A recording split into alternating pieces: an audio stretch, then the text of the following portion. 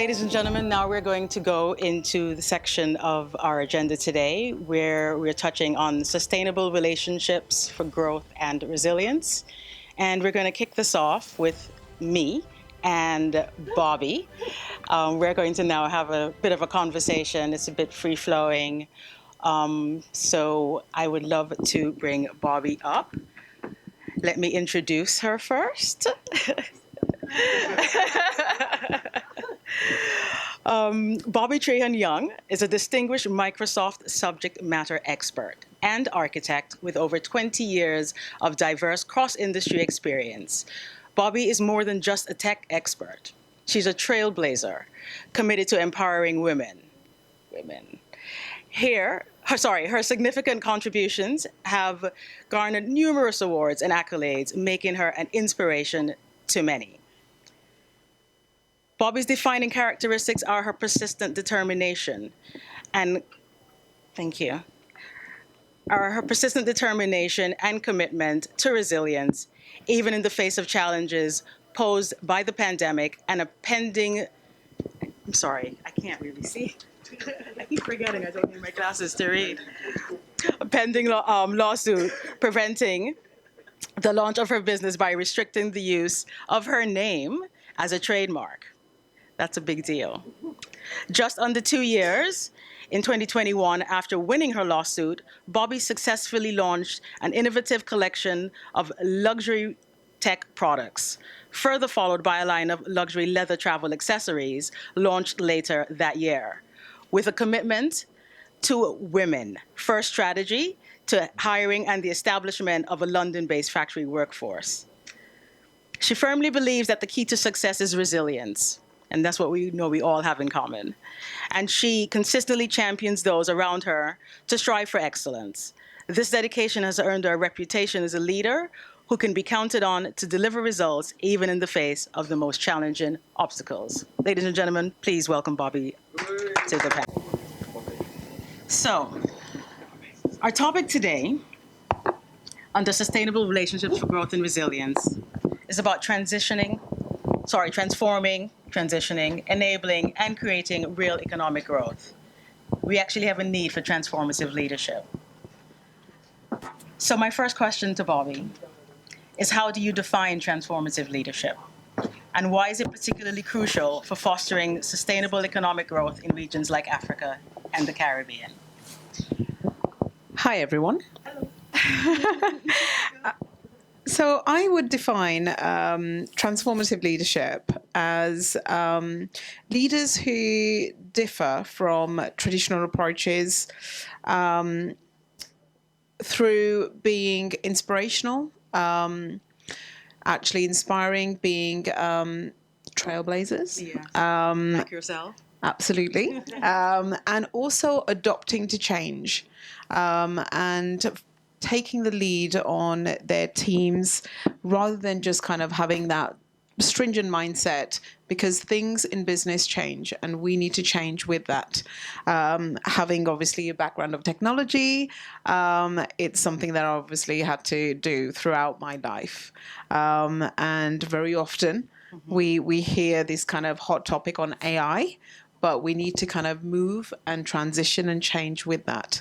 So I think that will be probably one of my kind of key things, is just to remain fluid.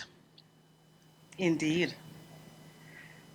In your experience, what are some of the most promising opportunities for real economic growth in African and Caribbean regions?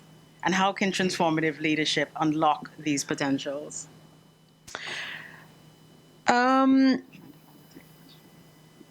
Sorry. No, I'm just sorry. Go ahead. Okay. Innovation, I think, is absolutely key. Innovation and growth. Absolutely. Inclusivity. Also, I think really kind of empowering the next future generation that we have with their awesome kind of fresh perspective. I think we definitely get into the habit of doing things how they've always been done. So it's really, really important and key, in my opinion, to actually bring forward some of those new ideas. And given that we've got a lot of change makers in the room. We need to kind of ensure that we're able to kind of govern those policies in order to change what we need to move forward with those changes in the future. Agreed. Bruce, you just spoke about the youth. How can we cultivate transformative leadership amongst the next generation, especially young leaders in African and Caribbean regions?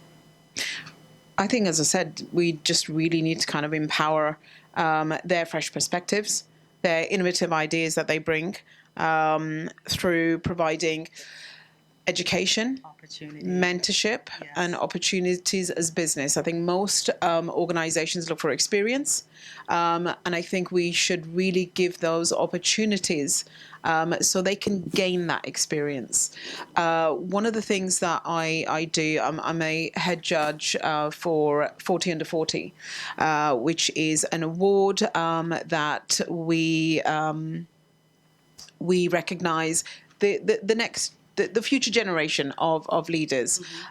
We have one of our last year's winners right here with us today, Chris. And the idea really behind the awards is not just to kind of recognize the great work they do, but once they've had that nomination or whether they've actually won the award, is to kind of help drive their vision forward. So, I mean, I think there's been quite a few entrepreneurs that I've actually actively supported because their vision aligned, their passion aligns, and it's that what we need to do, just so they've got that drive, and let's just not crush it. Let's kind of keep pushing them forward to do better. And if we can open those doors to them, that's one of the kind of key things I strongly believe. It takes time. We all are really busy, but I'm a strong believer of making time for the right reasons. Exactly.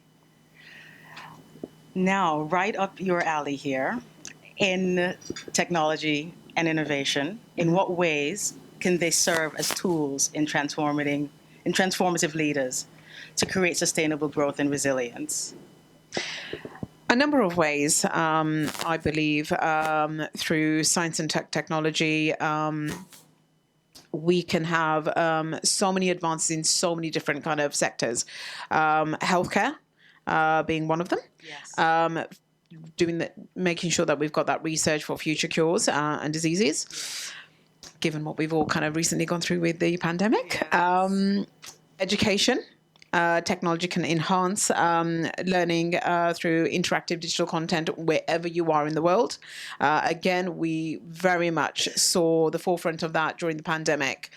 So I've probably worked remotely most of my life over the last 2 decades, and I think it was really great to see that actually expand to so many different sectors. I probably spent, I think, 5 years prior to that trying to convince the actual central government to go into the cloud. So it was great to kind of see them jump into that very quickly overnight with some of our customers, because we hit a roadblock and we had to. Environment. I think the environmental challenges with renewable energy sources, improving our energy efficiencies, and creating technology for pollution control and waste management. Transportation, we've seen the expansion of electric vehicles. A lot of work still, I believe, needs to happen around, obviously, how our batteries are kind of created to make sure that we go down the route of sustainability. Yes. With that, to be able to maintain that. But again, we're still seeing some great advances there. So I think adopting and then feeding back to improve is absolutely key, rather than just waiting for the perfect technology car to kind of be incorporated before we actually are going to give it an opportunity to use it. Communication. Technology, I believe, has just completely revolutionized the way we kind of communicate. Definitely. Seeing our older generations really kind of adopting technology to be able to communicate across the world is awesome, through whether it's social media, whether it's kind of video calling. Agriculture. Advances in agricultural technologies, which can increase crop yields, improve impact of farming through precision agriculture, and genetically modified organisms. GMOs. GMOs. Which is a topic in itself. And then I think lastly, business. Technology can completely streamline business operations, make things a lot more effective, productivity, and create, once again, new opportunities for both innovation and growth. Excellent. I want to touch on these things that we have in our hands that seem to be attached to all of our hands these days. And a few years ago, just a personal note, my sister had gone to visit my grandmother before she passed away. She died at 109 years old. She was like the oldest living woman in Montserrat. And when she went home, she took her iPad out and she FaceTimed me. And my grandmother was looking at the screen and couldn't understand how I was in the screen, right? And then I'm like, Granny, it's me. And she goes, I don't. And then she just put her face, she brought the screen up and kissed the screen. So I just wanted to share that. I thought that was pretty cute. Yeah, it's awesome.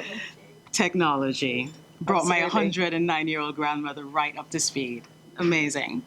Okay, we're going to wrap up now, and I just have one more question, and it's basically for your benefit. It's a call to action. What actions can the audience, many of whom are leaders and change makers, take today to begin building the sustainable relationships and fostering resilience in their respective fields? I know you spoke about giving young people the opportunities. Is there anything else that you'd like to point out that maybe they can do? I think I would, given obviously we are focusing very much on the African continent, I would very much like to kind of just say there's a lot of changes. We're all very keen to work with the Western world, but I really believe we also need to kind of adopt the way we actually operate here in the Western world. I see a lot of bypassing happening in Africa around the red tape. We all have it globally, but we work with the system, not go around the system. And I think accountability is really kind of key. And this, I think, goes back to kind of some of those policymakers to kind of make sure that we can kind of enforce them. So the Western world isn't so hesitant to work with some of the kind of amazing, great opportunities and businesses and individuals that are coming out of Africa. Yeah, that currently exist on the continent. Absolutely. I agree. I think we had a very kind of interesting conversation a couple of nights ago with some of the challenges I think you face as soon as you kind of step out of a plane step off the plane into an airport, and as a foreigner, some of the elements you're facing. But somebody who's actually been there, done that, just goes around the system. and it's that if we stop going around the system and actually stand for actually making that change, I think there's a lot of work that needs to happen there. But I just wanted to kind of definitely touch on that. Okay, so there's quite some stuff for us to do. Would we agree? Does everybody know what I'm referring to here? Yeah, of course we do. Yep. Without saying it, we're going to be glossing over a lot of things today. Absolutely. I think it's key to definitely talk about some of those things that we don't often talk about. Yeah, and Baroness Vermeer sort of came right out and said certain things, and it's true that we are known for certain things and certain reputations precede us, but I think we're here now and all of us have the common goal of bypassing that, surpassing that, overcoming that, and putting ourselves as proper forerunners on this global stage. So thank you very much. You're welcome. For having this conversation with me. Ladies and gentlemen. Thank you for having me. Thank you so much.